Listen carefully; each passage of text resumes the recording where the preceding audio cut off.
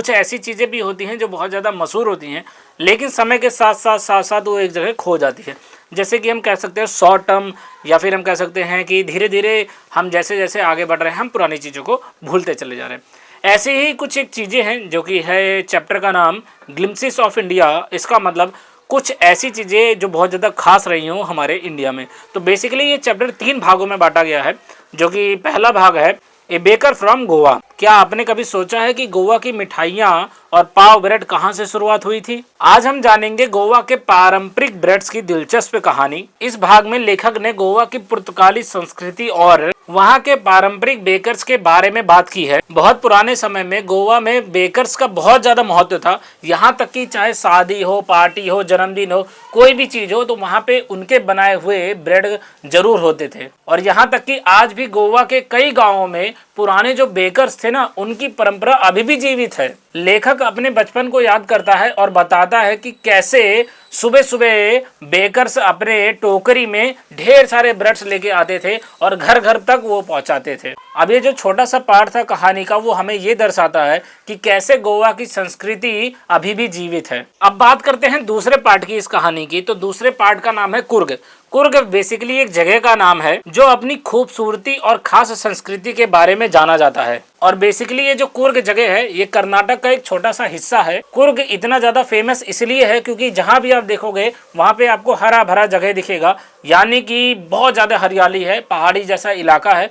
और यहाँ पे जो कॉफी के प्लांट होते हैं वो बहुत ज्यादा पाए जाते हैं। कॉफी जो हम पीते हैं उसके प्लांट बहुत ज्यादा पाए जाते हैं और इन्हीं सब चीजों के लिए इसे प्राकृतिक सौंदर्य के रूप में भी माना जाता है।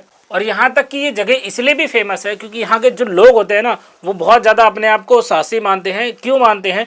क्योंकि वो लोग ज़्यादातर भारतीय सेना को ज्वाइन करते हैं। और यहाँ तक कि जो कुर्ग है उसका इतिहास भी बहुत ज़्यादा खास है। कहा जाता है कि यहाँ के जो लोग हैं वो ग्रीक और अरबी मूल के भी हो सकते हैं। और ये जो पार्ट है वो इसलिए लिया गया है क्योंकि ये दिखाता है कि हमारे देश में कितनी सुंदरता है। अब जो पार्ट 3 है वो है टी फ्रॉम आसाम। क्या आप सुबह की चाय के बिना अपने दिन का कल्पना कर सकते हो? तो चलिए जानते हैं इस पार्ट में आसाम के चाय के बारे में, जो कि पूरे दुनिया भर में मशहूर है। अब जो ये वाला पार्ट है ना, ये पार्ट आसाम और वहाँ की जो चाय की पत्तियां हैं उसके बारे में बात करता है। अब इस कहानी में बेसिकली होता क्या है, दो लड़के होते हैं, एक का नाम होता है राजवीर और दूसरे का नाम होता है प्रंजल।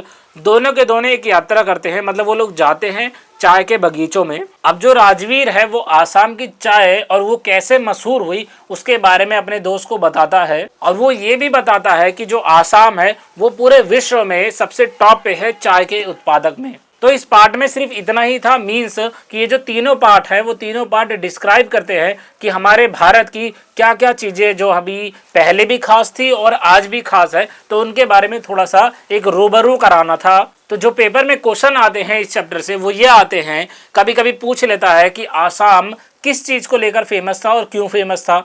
दूसरा चीज़ ये पूछ लेता है कि जो गोवा के बेकर्स थे वो क्यों इतने ज़्यादा मशहूर थे, ऐसा क्या बनाते थे वो लोग। और तीसरा ये पूछ लेता है कि जो कुर्ग जगह थी वो इतनी ज़्यादा फेमस क्यों थी। और बाकी के इंग्लिश के सारे चैप्टरों का जो वीडियो का लिंक है वो मैंने डिस्क्रिप्शन बॉक्स में दे दिया है। आप वहां से सारे चैप्टर्स का शॉर्ट समरी देख सकते हैं हिंदी में।